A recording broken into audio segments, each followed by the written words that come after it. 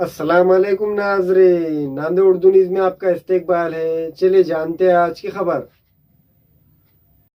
शुरू हो गए कि सर? पूछो अभी में। सर, तीसरी अघाड़ी का जो चल रहा है, क्या सच है? देखिए, मैं मीडिया के जरिए ही मुझे ये बात पता चली है कि कोई ऐसी तीसरी अघाड़ी बनाई जा रही है अजीत पवार साहब द्वारा, और उसमें वो एमआईएम को भी शामिल करना चाह रहे हैं। तो अभी तक ना तो मेरे पास कोई संकेत आया है, ना कोई संदेश आया है, ना किसी से कोई बात हुई है। और मैं महाराष्ट्र का एमआईएम का अध्यक्ष होने के हैसियत से जो भी फैसला होना है, अगर किसी अलायंस के साथ जाना है तो वो असद साहब और मैं मिलके ही उसको फाइनल करेंगे। लेकिन अभी तक ऐसा कुछ आया नहीं है।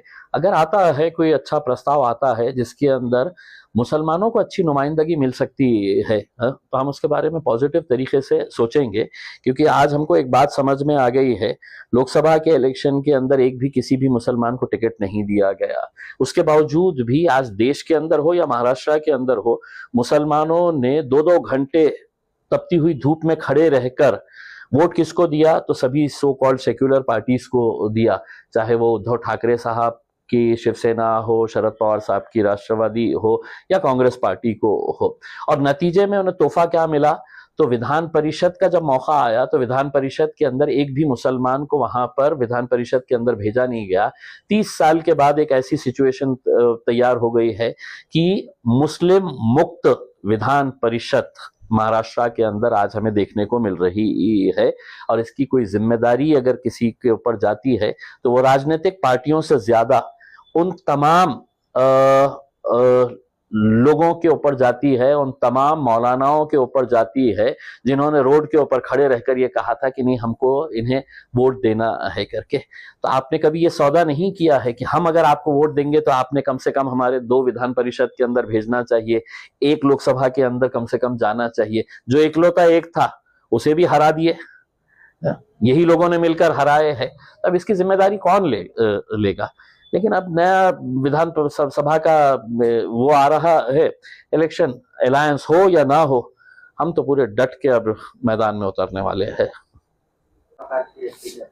देखिए साहब, अब राजनीति के अंदर ऐसा हो गया है कि रात में किसके साथ रहते हैं, रात में सोते किसके साथ है, सुबह उठने के बाद है तो किसके साथ चले जाते हैं, ये पूरे महाराष्ट्र देख रहा है।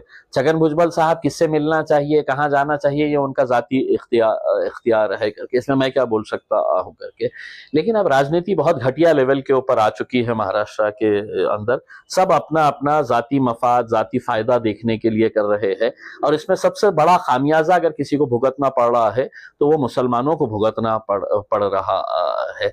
आप देखेंगे कि कल विशालगढ़ के अंदर जो हुआ है कोल्हापुर में, मुसलमानों के घरों में घुस घुस कर मारा गया।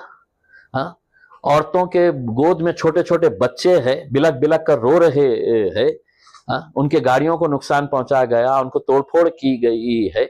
कोई आवाज उठाने के लिए तैयार नहीं है। वही संभाजी महाराज जो शाहू महाराज के वंशज बताते हैं, उनके घराने से ताल्लुक रखने वाले, जिस शाहू महाराज को जिताने के लिए कोल्हापुर के मुसलमान सड़कों के ऊपर निकल आए, मौलाना लोग वहां पर है तो लोगों के बीच जा जा कर नहीं, हमको है तो इनको जिताना है करके पूरे घर में दुपक कर बैठ गए हैं इसमें। हसन मुशर्रफ साहब गोजड़ी ओढ़कर कहाँ गायब हो गए हैं पता नहीं चल रहा है। बंटी पाटिल वहां का नेता है, कैसे भीख मांग रहे थे मुसलमानों से कि हमको वोट दो करके, और मुसलमानों ने दिए। और उसका नतीजा ये मिलता है कि पुलिस की मौजूदगी के अंदर डंडे, हथियार लेकर, तलवारें लेकर मुसलमानों के घरों के ऊपर हमले कर रहे हैं। तब कहाँ छुप गए हैं वो लोग जो इनकी पैरवी कर रहे थे? अगर शाहू महाराज अगर दिल्ली तक पहुंचे हैं तो उसमें मुसलमानों का योगदान है या नहीं है, ये उन्होंने पूछना चाहिए, बोलना चाहिए हमारे को। या बोल दीजिएगा खुले तौर के ऊपर, नहीं मुसलमानों ने नहीं दिया है करके हमको। तो आज जो हालात बन के आ रहे हैं, कोई हमारे साथ आए ना आए, हम तो अपनी अब ताकत दिखा के रहेंगे। अतिक्रमण की कार्रवाई योग्य वाटते? भाई, अतिक्रमण के बारे में हम कहीं पर भी ये नहीं कह रहे हैं कि हम किसी बात का हम ऐसा समर्थन करते हैं करके। उसमें अगर अतिक्रमण हुआ तो क्या आप तलवार लेके निकलेंगे? क्या इस मुल्क के अंदर, राज्य के अंदर कोई जंगल राज चल रहा है कि तुम तलवार लेकर है तो मुसलमानों के घरों में घुस जाएंगे? 4 किलोमीटर दूर एक गांव जहां पर कोई अतिक्रमण का मामला नहीं, सिर्फ मुसलमानों के घरों के ऊपर हरा झंडा देखिए हाँ, और वहां पे घरों में घुसकर है तो गाड़ियों को जलाया गया, घरों में घुसकर तोड़फोड़ की गई। हाँ, क्या क्या ये इस तरह का राज चलने वाला है? तो हमको भी बता दीजिएगा कि साहब अब जिसके हाथ में लाठी रहेगी भैंस उसकी रहेगी करके। हाँ, तो हम भी कोई कमजोर नहीं है, हम भी लाठी उठाने के लिए तैयार है अगर आप हमको मजबूर करना चाहते हैं तो। हाँ, अगर पुलिस की मौजूदगी के अंदर ये गुंडा राज चल रहा है, तो आप हमसे क्या उम्मीद करते बैठे हुए हैं? हाँ, कि हमने हाथ पे हाथ धरे बैठे रहना और देखते रहना चाहिए? हाँ हाँ, हमारी बहन के ऊपर हमारे घर में है तो उनके घर में घुसकर है तो हमला किया है। हाँ, बाकी हिजड़ों की तरह नहीं है हम। हाँ, हम भी है तो सरकार को, हुकूमत को, पुलिस को ये साफ तरीके से बताना चाह रहे हैं, अगर आप चाहते हैं हाँ, कि हथियार हमने भी उठाना चाहिए करके, तो हमारे में भी उतनी ताकत है, हम उठा सकते हैं करके। देखिए, मैं असद साहब का एक शागिर्द हूं मैं। यही असद साहब की बदौलत मुझे इस शहर का प्रतिनिधित्व करने का आमदार की हैसियत से मौका मिला। फिर मैं खासदार बना उन्हीं की वजह से। आज अगर उन्हें मुझे कोई हुक्म देते हैं कि तुम्हें इलेक्शन नहीं लड़ना चाहिए, तुमने लड़ाना चाहिए करके, तो मैं वो काम करूंगा। अगर उन्हें मुझसे कहते हैं कि जाओ तुम ये कॉन्स्टिट्यूएंसी के अंदर जाके लड़ो, मैं वो काम करूंगा उसके अंदर। क्योंकि मेरे एक जिन्होंने मुझे यहाँ तक इस मुकाम तक पहुंचाया, मैं उनकी इज्जत करता हूँ, उनके हुक्म का पालन करेंगे। आपल्या झालेल्या बैठकीमध्ये किती ठिकाणी आपण लढणार आहात ते ठरलेलं आहे? ये कुछ नहीं ठहरा है, हमने पूरे जिलों की मीटिंग लिए थे और ख्वाहिश तो बहुत सारे लोग रखते हैं उसमें। हमको ये भी समझ में आया कि कहीं सारे जिले के अंदर है तो बॉडीज जो है वो अचानक एकदम एक्टिव हो गई है, वो इलेक्शन लड़ना चाह रहे हैं करके। तो अचानक जो एक्टिव हो गए हैं उनको बोलेंगे कि अभी आपको और 5 साल मेहनत करना पड़ेगा। जो 5 साल से मेहनत कर रहे हैं उनको हम बिल्कुल कंसिडर करेंगे उसमें। वहां पे अच्छे कैंडिडेट्स अगर आएंगे और कोई भी जाति धर्म मजहब का हो, अच्छा कैंडिडेट अगर रहेगा तो हम बिल्कुल उतारेंगे मजलिस की तरफ से।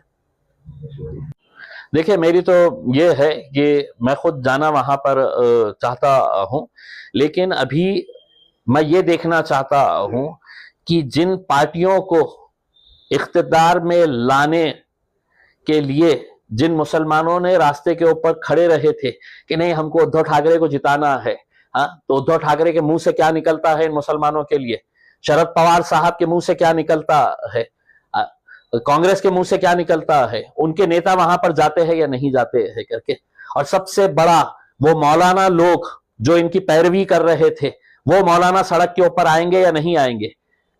चुनाव के वक्त में सियासत हम करना चाहिए, साल भर हमने इन लोगों के लिए खड़े रहना चाहिए, लड़ना चाहिए, और आप इलेक्शन के वक्त में आएंगे और कहेंगे कि नहीं नहीं इनको वोट दे दो करके। अब ये पूरे मौलानाओं की जिम्मेदारी है कोल्हापुर के कि जाना और उस शाहू महाराज से सवाल करना कि तुम्हारे को लोग दिल्ली तक हमने पहुंचाया है और बदले में हमारे को हमारे घरों में घुसकर तुम मार रहे हैं। देखिए, पुलिस ने वहां पर भारतीय जनता पार्टी और एकनाथ शिंदे की शिवसेना के कार्यकर्ता की तरह काम किया है। वहां पर उस वर्दी को शर्मिंदा किया है जिस वर्दी के अंदर आईपीएस ऑफिसर्स और सीनियर ऑफिसर्स वहां पर खड़े हुए थे। उसमें उतार दीजिएगा वो वर्दी, उतार दीजिएगा, भगवा चोला ओढ़कर राजनीति के अंदर आइएगा, लेकिन जब तक वो वर्दी है तो उसका सम्मान और इज्जत करते हुए जो ड्यूटी जिसकी कसम खाए है आपने कि हम देखेंगे नहीं कि कौन सी जात का क्या है करके, जहां पर भी लोगों के साथ नाइंसाफी, पुलिस की मौजूदगी के अंदर इस तरह की गुंडागर्दी चल रही है, तो हम तो ये सवाल करेंगे फडणवीस साहब, एकनाथ शिंदे साहब, बताइए, अजीत पवार साहब बताइएगा कि किसने पुलिस वालों के हाथ बांध के रखा था? या वो पुलिस वालों ने बताना चाहिए कि अब हम पुलिस की नौकरी नहीं करते हैं, हम जो है अब वो हमारे आकाओं की, हमारे राजनीतिक पार्टी के जो आकाएं हैं जो हमारा ट्रांसफर करते हैं उनको खुश करने के लिए हम काम करते हैं। हम अपनी वर्दी का एहतराम नहीं करते हैं, हम अपनी वर्दी के हिसाब से काम नहीं करते हैं। Global paramedical skill development centre में दाखिले जारी है। इस इंस्टीट्यूट में courses DMLT, dialysis technology, GNMA, OT assistant, sanitary inspector का।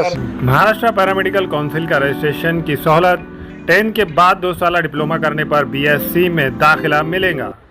इन कोर्सेज में दाखिले जल्द लेकर एक कामयाब मुस्तकबिल की सिमत कदम बढ़ाए। Global paramedical skill development centre, Maltekdi road, Ubaid residency, Nanded. अस्सलाम वालेकुम, मैं इमरान खान। हमें उम्मीद है कि आपको हमारा चैनल अच्छा लगता होगा। लेटेस्ट न्यूज़ के लिए देखते रहिए नांदेड़ उर्दू न्यूज़। और न्यूज़ के पसंद आने पर लाइक, शेयर और सब्सक्राइब करना ना भूलें।